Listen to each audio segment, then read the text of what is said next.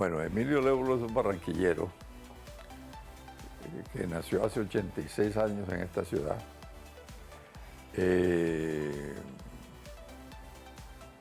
Aquí estoy y aquí me quedo, como dijo un expresidente. Yo estudié mis primeros años en el Colegio Bifi. Posterior a eso me fui a estudiar a los Estados Unidos. Allá estudié el bachillerato en la Florida. Yo estaba en la Florida cuando todavía se hablaba inglés. Ahora se habla español en la Florida. Después de haber estudiado en bachillerato, estudié economía en la Universidad de Rollins, que queda también en la Florida, y posterior a ello me gradué de arquitecto en la Universidad de la Florida. Allá, una vez que con mi título debajo del brazo, me vine aquí a Barranquilla. Empecé a trabajar, abrí mi oficina de arquitectura aquí. Era la época en que la arquitectura estaba cambiando en Barranquilla. Pasaba de una arquitectura neocolonial, un poco republicana, con las casas grandes, los edificios todos. Habían unos cuantos edificios, casi todos de máximo 4 pisos. Por aquello del ascensor, más de 4 pisos tenía que ponerse ascensor. No habían llegado todavía las torres que vemos nosotros, los edificios eran pequeños. Y llegó el posmodernismo. Y Barranquilla no se quería quedar atrás de ese modernismo. Y hubo mucha presión para tumbar esas casas hermosas republicanas para hacer edificios modernos. Y hoy, obviamente, lamentamos que unos edificios como el edificio Palma en el Paseo Bolívar lo hayan tumbado para lo que en su momento se ganó un premio de arquitectura, que es la Caja Agraria, porque él representaba lo que era el modernismo de Corbusier y unos arquitectos extranjeros que estaban haciendo furor en los Estados Unidos y en Europa, y eso no podía dejar a Barranquilla atrás. Vino el modernismo y yo fui el primer arquitecto que construyó, porque aquí no había ladrillo a la vista. El ladrillo se utilizaba para muros. Empecé a construir muchos de los edificios, primeros edificios, las torres que se hicieron aquí. Tú las ves por ahí, no las reconoces, obviamente no se las reconocen, pero fueron construidas por nosotros. Y empezó también el auge de la vivienda social. Eran las casas para los estratos menos favorecidos, 1 y 2 y 3, y nosotros nos dedicamos a eso. Hicimos muchos barrios aquí en Barranquilla. El barrio, bueno, innumerables, Pasadena, Vista Hermosa, el Parque, el Silencio, los Nogales, en fin, que ya son de uso común y muchos nombres, y nos dedicamos a construir viviendas de interés social, viviendas, edificios.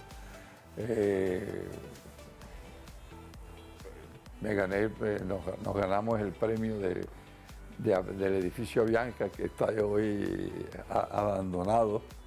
Se hizo un concurso nacional, los Santo Domingo me invitaron a que participara en ese concurso con varios otros arquitectos y nos ganamos el premio del MONIC. Lo construimos y era un centro cultural muy importante y que se fue abandonando con el tiempo.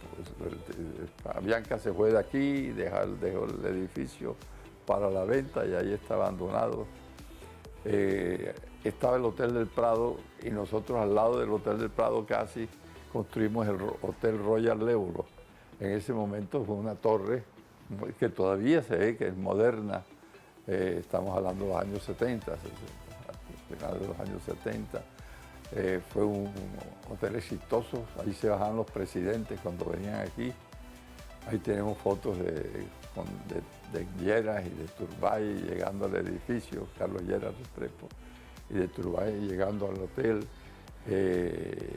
Posteriormente se lo vendimos a unos ganaderos que desafortunadamente su mentalidad y meta era la ganadería. Entonces sacaban las utilidades del hotel a comprar ganado, y eso trajo como consecuencia que el hotel se fue deteriorando, entró en liquidación y no sé qué les pasó a ellos, pero parece que se murieron varios de ellos, de los socios, y el hotel, el edificio quedó ahí abandonado. Entonces esa es, digamos, la época mía de arquitecto. Me solicitaron que interviniera en la política. Yo ya había sido como arquitecto, me vinculé mucho a la Sociedad de Arquitectos, fui su presidente, estuve en la Junta Nacional, estuve en la Cámara Colombiana de la Construcción, también estuve en la Junta Nacional y como presidente de la Cámara Colombiana de la Construcción, que es Camacol. Participé en innumerables juntas de planeación, la Junta de la Telefónica, la Junta... Yo cuando llegué aquí, Barranquilla estaba en Barranquilla, que fue una ciudad pujante.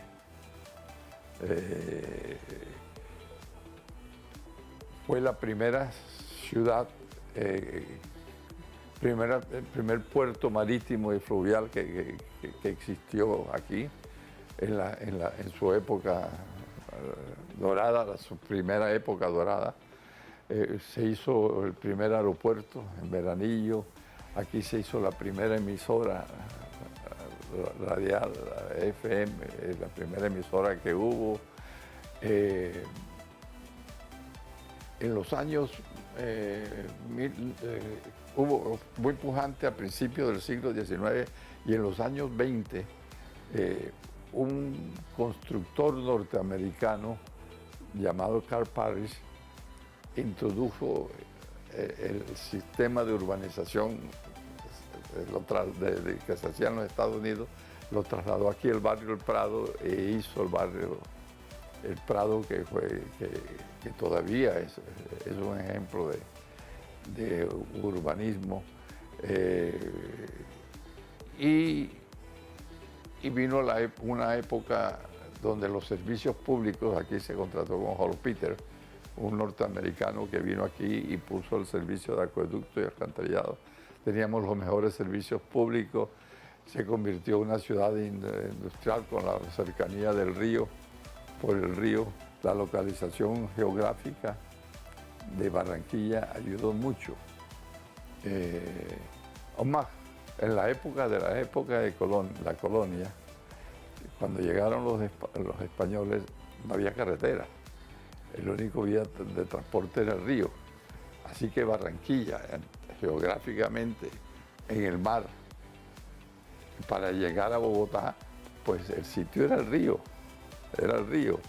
Y eso hizo que Barranquilla surgiera. Y Barranquilla crece en forma espontánea. Gabriel García Márquez decía que Barranquilla no tenía historia, porque no fue fundada con el concepto de una ciudad como fundaban los españoles, que fundaban las ciudades, con un acuerdo que hizo con el Papa. La reina Isabel, cuando llegaron aquí a este mundo, tenía un acuerdo con el Papa. La iglesia se quedaba con las almas y la corona española se quedaba con las tierras.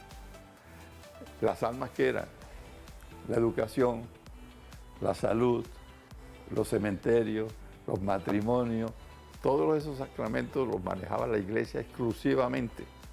Si no había como hoy tarjeta de identidad, sino certificado de bautismo. Si tú no tenías un certificado de bautismo, no existías. No te dejaban entrar en los colegios eran todos católicos. No podía haber otra enseñanza distinta a los católicos. Entonces, aquí se fundó esto. ¿Y cómo lo hacían? Hacían una plaza, una plazoleta, enfrente de la iglesia y aquí la alcaldía, por decir algo. El poder político aquí, el poder religioso acá. Aquí el cuartel y aquí los españoles, porque había lo que se llama limpieza de sangre. Las jerarquías las ocupaban de acuerdo con la cantidad de sangre española que tú tenías. Si tú tenías 100% de sangre española, ocupabas la primera fila de la plaza. Atrás venían los españoles que tuvieron los hijos de los españoles con un indígena, eran los mulatos, y si lo tenían con los negros eran los zambos. Entonces, esa jerarquía de sangre determinaba dónde vivías tú, alrededor de la plaza. Fíjate que en los pueblos tú todavía ves ese sistema, que ahora se ha venido.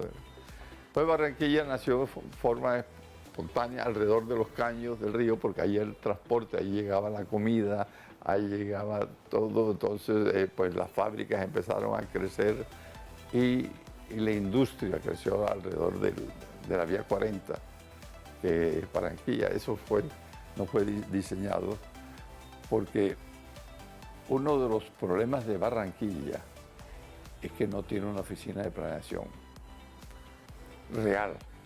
No estoy hablando que tenga 2 sillas y un escritorio, pero una verdadera oficina de planeación de desarrollo económico. Entonces, ¿qué sucede en Barranquilla? Que lo estamos viviendo ahora, es que como no existe una oficina de planeación, cada entidad es su propia oficina de planeación. Entonces, tú tienes EDURBE, es una oficina de planeación, valorización, una oficina de planeación, el tránsito, una oficina de planeación, los gremios son una oficina, los constructores, una oficina de planeación. Entonces tú miras, por ejemplo, que se va a construir un puerto de aguas profundas allá. Cuando tú estás hablando de un puerto de aguas profundas, estás hablando de 200.000 toneladas. ¿Sí? Estás hablando de que necesitas llevar esa carga en unas volquetas, unos tractores, unos contenedores para Santa Marta. Necesitas una vía para Santa Marta y necesitas otra vía para Cartagena y otra que se queda aquí local. Eso influye mucho en el tráfico. Pero al lado están construyendo la Ciénaga de Mallorquín, están construyendo unos complejos residenciales y están construyendo, que es otro sistema. Entonces estás metiendo una residencial y paralelo a él tienes la fábrica de la Vías 40, y está el malecón también, que es una cosa visual. Entonces, y para llegar al malecón no hay vía. Hay una en la 72, hay otra en la 79 y otra allá en el centro. Entonces, el malecón no está integrado a Barranquilla como debería estar en una verdadera planeación que permitiera que la carga viniera por una parte, el tráfico residencial por otra parte, que se vinculara. Entonces, esos pequeños detalles de una ciudad que está creciendo espontáneamente, lo estamos viendo con el caos vehicular. Ese es el problema que yo le veo a la Barranquilla actual. Pero Barranquilla ha tenido un auge y un crecimiento, como lo podemos ver, importante. Y ese crecimiento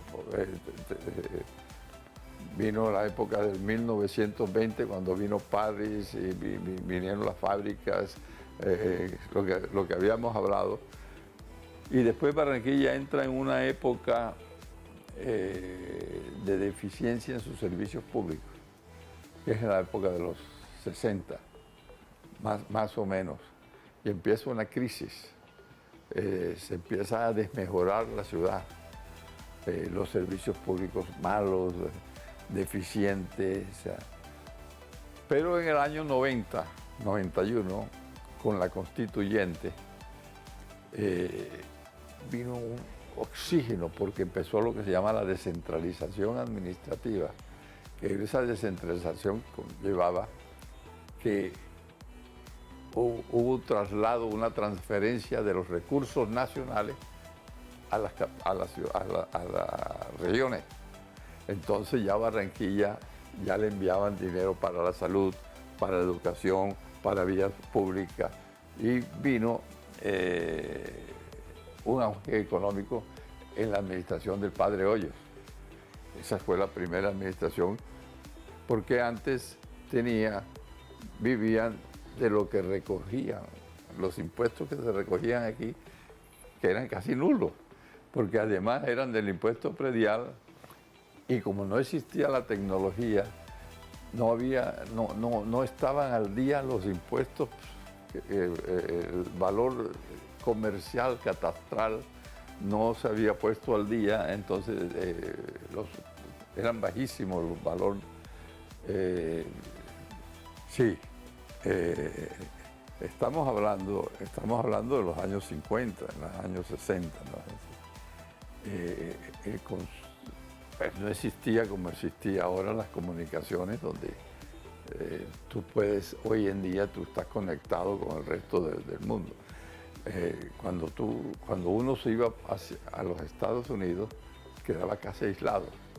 Yo le escribía una carta a mis padres, esa carta se demoraba una semana para llegar, si acaso, o más, mientras ellos lo contestaban. Ahora la otra semana, tú las noticias, yo compraba el Heraldo llegaba con 10 días de atraso allá. O sea, las noticias que tú las leías ya estaban atrasadas, y para nosotros era una maravilla. El llamar por teléfono era un imposible. Tú ponías la llamada por Telecom y decían, ya está en lista, no se mueva de la casa, y lo comunicamos cuando esté disponible, haya cupo. Y podías durar un fin de semana entero o 3 días sin moverte, y si salías a la tienda y te llamabas a Telecom y no estabas, perdías la llamada. Entonces eran imposibles las comunicaciones, así que casi que uno se aislaba. Y no es como ahora, que te mandaban la plata, te la mandaban y tú la recibías enseguida. Eso tenía que esperar a alguien que fuera allá, te llevara la plata y te buscaran. No era tan fácil como lo es hoy, con la modernidad. Y el concepto que tenía el norteamericano de nosotros es que éramos unos indios, que aquí no había nada. Te preguntaban, bueno, ¿tú de dónde eres? De Colombia. Ah, yo tengo un amigo en Brasil, ¿lo conoces? Él vive allá por Brasil, por Río de Janeiro. No tenían claro que Colombia es una cosa, Río de Janeiro, Brasil es otro país. Es una confusión. Los latinos eran latinos, el común de la gente, los estudiantes. Y la gente hablaba inglés, no hablaba español como ahora. Ahora, pues tú encuentras a la gente que te hable varios idiomas. En esa época el americano era americano y no había ese flujo de extranjeros, de latinos, como lo hay ahora. Así que no era tan fácil como lo es hoy.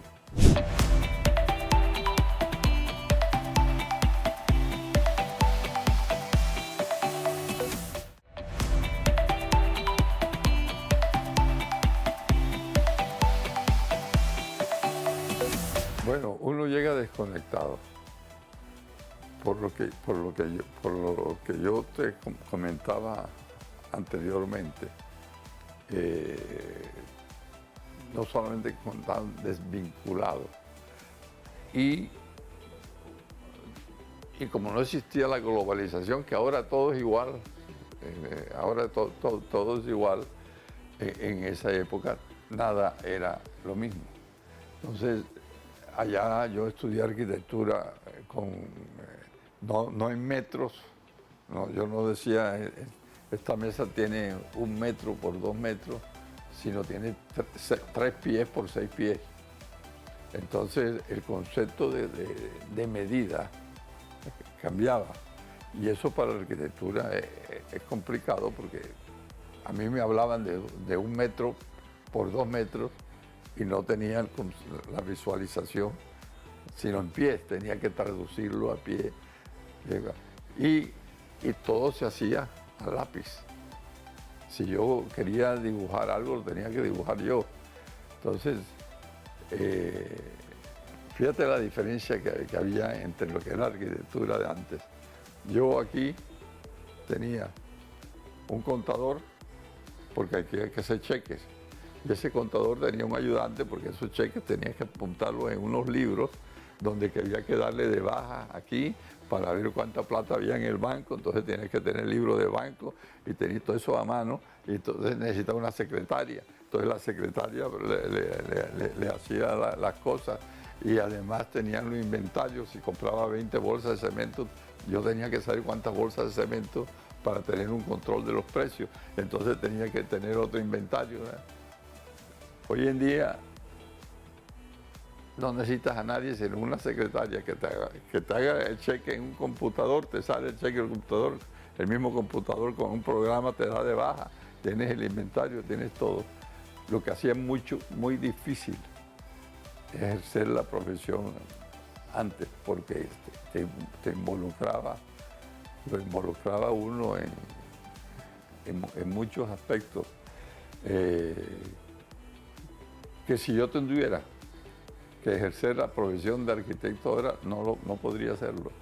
Porque ahora con la inteligencia artificial esa que hay, los planos tú lo que tienes es que dictarle a una máquina y esa máquina te hace los planos, te lo pone en 3 dimensiones, te cambia los colores, cámbiame el techo rojo, pónmelo azul y te lo cambia de rojo a azul el programa. Y la cosa es mucho más fácil, era mucho más difícil cuando yo llegué aquí. Fui donde una firma de arquitectos que era muy conocida, que se llamaba Noguera y Dugán, y le dije, yo quiero trabajar con ustedes porque ustedes es una firma muy importante, muy grande. Yo tengo mi diploma de arquitectura, pero quiero aprender con ustedes. Así que yo entiendo que voy a hacer una carga, así que voy a trabajar gratis. Entonces, trabajé gratis, me iba ya todas las mañanas, me sentaba en una mesa, ellos me daban hazte esta plancha. Yo me demoraba mucho más de lo que se demoraba cualquiera de los que estaba aquí, pero después me pusieron en una obra de construcción como ayudante de almacenista. Entonces yo recibía el cemento, yo sabía que era el cemento entonces, porque tenía un nombre distinto, allá se dice distinto, y empecé a conocer cómo era el cemento, cómo era el ladrillo, qué tamaño de ladrillo era. Así que yo trabajé como 1 año gratis, con muchas dificultades porque ya estaba casado. Vivía con mis padres. Ellos se dieron cuenta después de 1 año de que ya yo había aprendido y se ganaron una licitación en Santa Marta, en el Rodadero. Y me dijeron, bueno, encárgate de esa obra. Me fui para allá, me encargué de esa obra, le fue muy bien. Y montaron una oficina aquí en Arquicentro. Arquicentro es en el 54, un edificio de arquitectura, una firma. Y me dieron a mí la gerencia de proyectos de ellos, de la firma. Ellos hicieron una sociedad entonces con otros arquitectos muy conocidos en ese momento, Castro Cherasi. Sí. Y esa sociedad construyó un edificio para construir unas urbanizaciones aquí que construimos donde está la Universidad Autónoma. Toda esa Universidad Autónoma la hice yo. eh,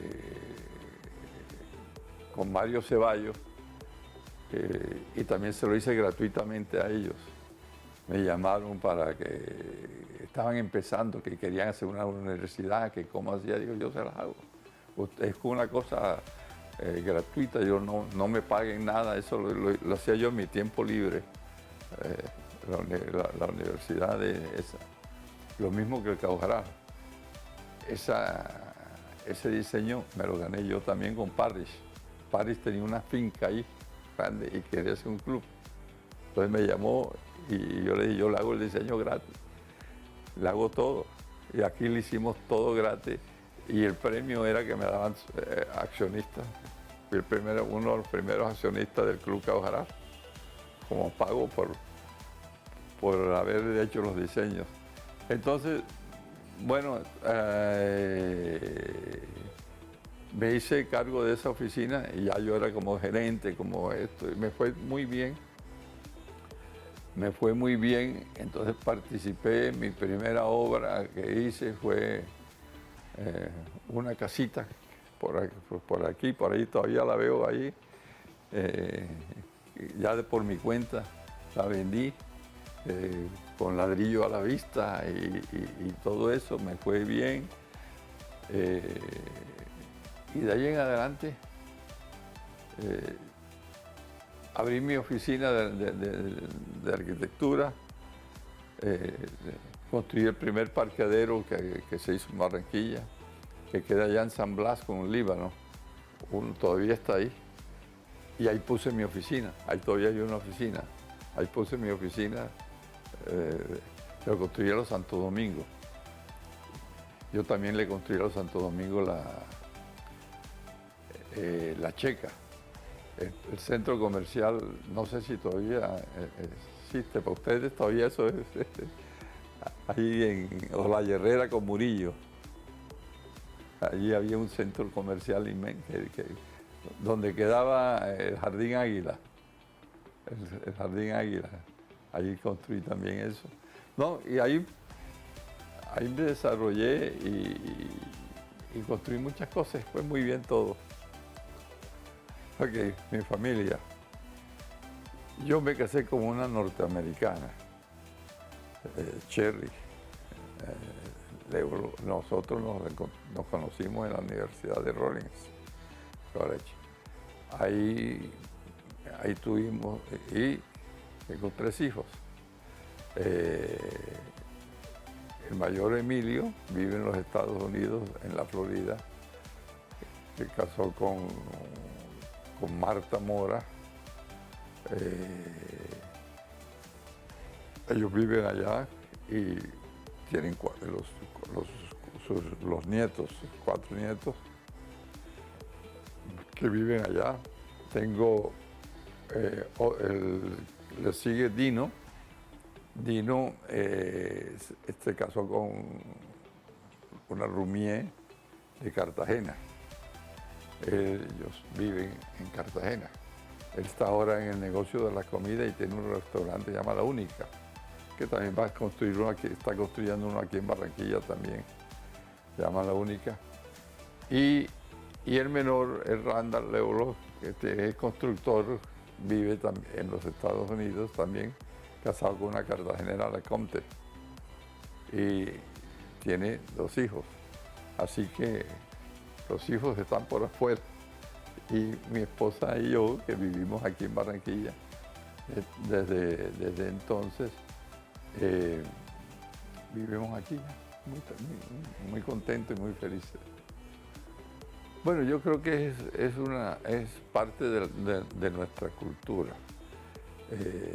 nuestras tradiciones, que tienen mucho que ver el clima. Somos abiertos.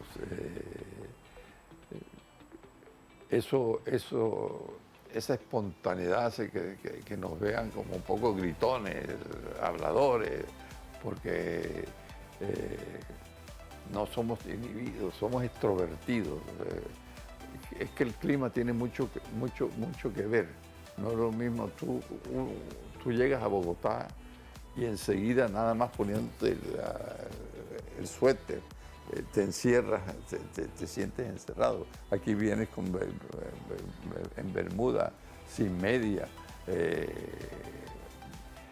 menos protocolario, más abierto, y eso hace que uno pueda intercomunicarse con mayor facilidad que cuando la persona es introvertida y retraída.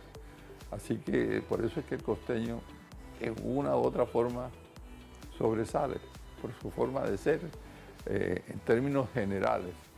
Y Barranquilla tiene una ventaja tremenda hoy en día.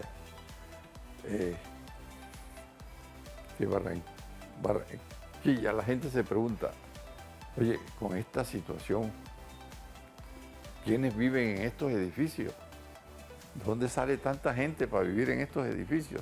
Construyen 300 apartamentos y se venden. Los restaurantes están llenos. Porque Barranquilla, en forma espontánea, se convirtió en el centro de muchas actividades de toda la costa. En toda la costa, la costa es una entidad territorial rica. Y esa gente que está rica ahí viene para la salud a Barranquilla. Porque tenemos toda una infraestructura de salud, clínicas estéticas, clínicas especialistas, laboratorios, médicos, acá. Educación. Tenemos, no sé, 8, 10, 15 universidades de primera, todas de primera, tenemos centros tecnológicos, tenemos todo. Todos esos jóvenes de la región que antes se iban para Bogotá o se iban a los Estados Unidos, terminan en Barranquilla. Y como tal, sus familias terminan comprando un apartamento aquí porque les queda mucho más fácil que el hijo estudie aquí, porque ellos vienen cuando tienen un problema de salud, terminan aquí, y también es comercial. Se dañó la nevera de allá, el repuesto lo venden en Barranquilla. Entonces Barranquilla se convirtió también en un centro comercial. Entonces, centro comercial de salud, de educación, de tecnología. Vas a comprar un carro, vienes a Barranquilla. Yo estuve ahora en Sincelejo, hace unos días, y me encontré que las familias de allá se reunían, hacían una vaca, 5 o 6 personas, y venían en un carro una vez a la semana, una vez cada 15 días a Barranquilla, a PriceMart, a comprar en PriceMart y llevárselo para allá, los artículos. Lo mismo hacen en Cartagena y lo mismo hacen en La Guajira. Entonces, ese es un auge espontáneo que tiene Barranquilla, que es la razón de este crecimiento que tú ves, la gente en todas partes, su posición geográfica, y que la ha sabido aprovechar.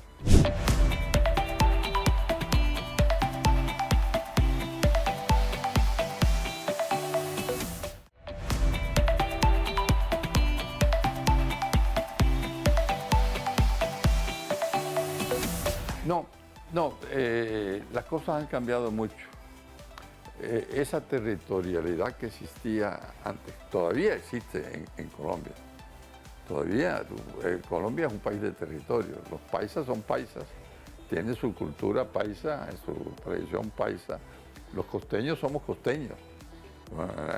El cachaco es cachaco. Eso no hay nada que hacer. Y si tú te metes en la Colombia olvidada, que es te encuentras unos indígenas, te encuentras las poblaciones indígenas, te encuentras los afros, allá, y son culturas distintas, son formas de ir distintas. La tecnología nos ha acercado mucho, porque ya tú estás al día de lo que está sucediendo, ya estás en las noticias, ya no es una estadística porque los vives. un terremoto en Antioquia, lo palpas, ves lo que está pasando, te identificas con eso, son colombianos. Y así. Y eso ayuda mucho a la integración, pero es una integración de distintas culturas y tradiciones, eso no hay duda. Y no es lo mismo. Y lo cierto es que cuando tú vas a un sitio, sales de tu sitio y ves un costeño, enseguida te intercambias tu relación más afín hacia el costeño que hacia de otra región. No, yo trabajé aquí en Barranquilla, yo trabajé siempre aquí en Barranquilla, solamente cuando participé en la política me tocó ir a vivir a Bogotá, vivía de Bogotá, me iba los lunes y llegaba los jueves en la noche, porque estaba en el Congreso. Después, cuando estuve presidente del Partido Liberal, pues ya duré dos años, 3 años allá en la dirección liberal, donde sí me quedaba mucho tiempo en Bogotá, porque me lo exigía la posición que yo tenía, porque no solamente era Bogotá, sino tenía que irme a recorrer el país, a visitar el país, y eso lo hacía durante los fines de semana. Entonces, pues, he tenido la oportunidad de recorrer el país, y en Barranquilla me quedo. Yo diría que es menos cerrada Barranquilla, no la costa. Tú te vas a Cartagena y Cartagena es una ciudad cerrada. Cerrada quiere decir los estratos son cerrados entre ellos mismos. Porque este es un caso simpático. Yo no conozco, debe haberlo, de un país estratificado. Estrato 6, estrato 5, estrato 4, estrato 3, donde el estrato 1 no se casa con el estrato 3, el estrato 3 no se casa con el 6 no tiene nada que ver con el 2. Eso normalmente no existe. Existe una relación económica. Pues la gente, si tiene plata, se muda en donde una casa que tiene plata, y no importa el color de la piel, no importa nada. Pero esa estratificación que hay aquí es extraña. El costeño por cultura es abierto, y eso le facilita mucho la comunicación y le permite adaptarse más fácilmente a cualquier circunstancia por su espontaneidad, su forma de comunicarse, es hablador, charlatán. Así que esa es la diferencia. Yo creo que hoy en día existen esas diferencias territoriales, pero la globalización nos ha llevado a todos a integrarnos con mayor facilidad que antes. Antes era mucho más complicado porque tú, para poderte integrar con un paisa, tenías que ir a Medellín. Resulta que hoy en día tú ves un programa de televisión y ves ahí, estás viendo al paisa hablando como paisa. Te puedes comunicar por video como si estuvieras de persona a persona. Entonces la interacción facilita mucho que esas diferencias de cultura se conviertan en obstáculos, que antes sí se convertía en obstáculos, porque tú vivas y te encontrabas una cultura en día a día. Las arepas eran antioqueñas. Hoy en día tú encuentras arepas antioqueñas en los supermercados de aquí, y si quieres comerte te la dan. Y entonces está mucho más fácil, se vincula mucho más la cultura, y las asumes como tuyas. Esa cultura la asume uno como de uno. Bueno, raíces se llama eso. Uno tiene unas raíces que conllevan recuerdos, que llevan experiencias, familia, amigos. Todo eso cuando uno se va, deja esas raíces detrás. Los amigos, las experiencias, los recuerdos, la familia, los espacios, las costumbres, las tradiciones, todo eso está muy apegado a uno y uno tiende a pensar en eso, cómo se siente uno cómodo en ese medio, se siente más cómodo en ese medio que en otro medio. Tú vas a Bogotá y te aburres un domingo, sientes el frío, yo quiero ir allá, aunque hagas lo mismo aquí en Barranquilla que hagas en Bogotá, aunque estés sentado viendo televisión, no es lo mismo ver televisión aquí en chancleta, en un mecedor, que verlo en Bogotá encerrado en un apartamento con frío. Hay unas diferencias que hacen que uno añore el sitio donde nació. Aquí está todo, está mi familia, están los recuerdos, está mi casa. Ahí donde yo paso por una calle y yo no veo casa. Yo veo recuerdos. Mira, ahí vi al amigo mío mira, este tipo ya no está aquí. Ah, mira esta tienda, ¿no? O sea, ahí es donde yo jugaba, o sea, ahí en esa tienda era donde yo me metía. Oye, qué lástima, me hace falta esto. Fíjate, construyeron este centro comercial donde yo jugaba fútbol. No, yo estudié en el colegio Bifi. Y cuando y la recompensa que nos daban a los que nos portábamos bien era llevarnos un paseo al campo, que era venir al campo Bifi aquí, donde hoy está el colegio Bifi. O sea, del centro, allá donde está el colegio Bifi, antes, ahora se llama La Salle, aquí era el paseo al campo, era como ir a Cartagena. Escogían un bus y eso era, iba uno por monte y vías que no existían. Así que todos esos recuerdos hacen que uno se quiera quedar aquí.